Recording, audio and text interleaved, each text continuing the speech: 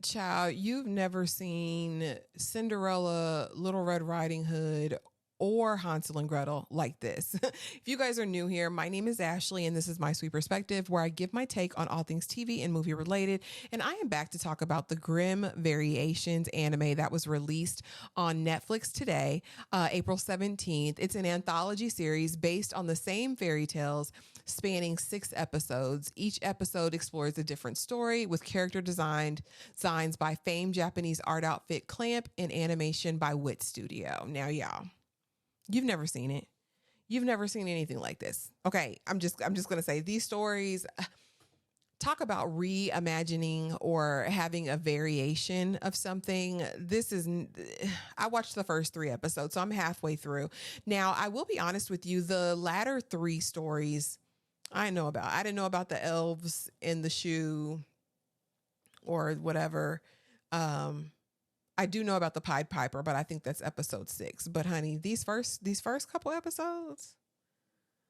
Okay, first, Cinderella is a master manipulator, calculating, maniacal serial unaliver. Okay, starting at an extremely, extremely young age, who is just very bizarre, and it's nothing like you would ever imagine the story to be.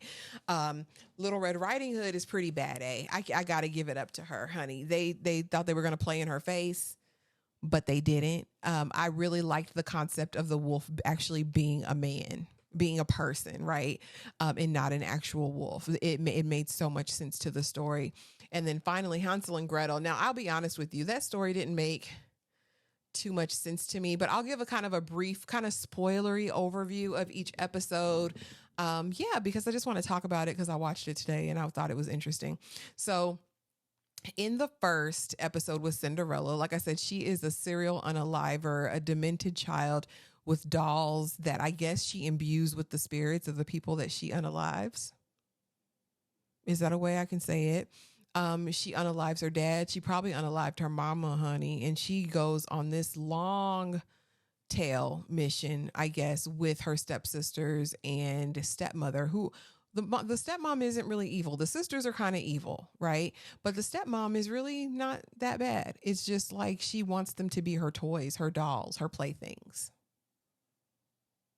It's very interesting. And so I feel like they've set this one up to carry on because the way that the Cinderella episode leaves off is so unhinged, but I think you guys might enjoy it. Now, let's get to episode 2. And this is Little Red Riding Hood. And so we see a woman in a red dress at the beginning of this episode, and you are like, oh, who is this?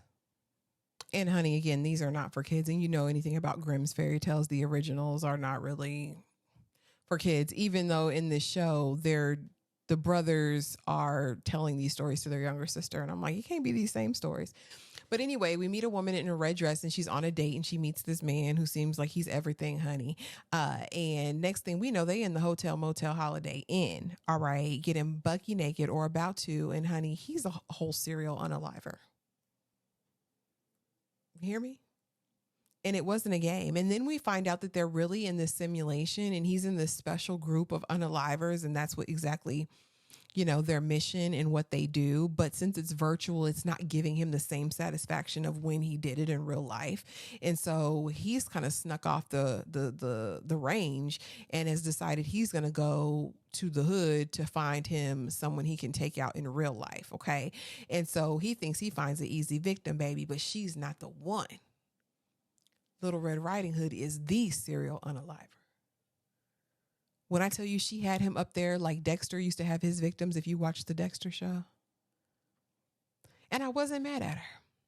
I wasn't mad at her, but you guys, these are graphic. I will give it up for them to that. I like the animation of the actual stories as they unfold. I'm not so much a fan of the animation of the brothers and talking to the sisters, but I get it. Because they're kind of setting the stage and they're differentiating between the two, right? Is this the brothers Grimm talking to their little sister, and are these the actual stories that are taking place? But you guys, it was something to watch. Like I said, I didn't watch the final 3 because I didn't really have a history to compare with those stories. So I may read them just to kind of be able to follow the final 3 episodes. But drop it in the comments below. Let me know if you checked this out, what your thoughts were. And yeah, be sure to like, comment, and subscribe. Hit the notification bell to know whenever I go live or post a video. And I will see you guys in the next one.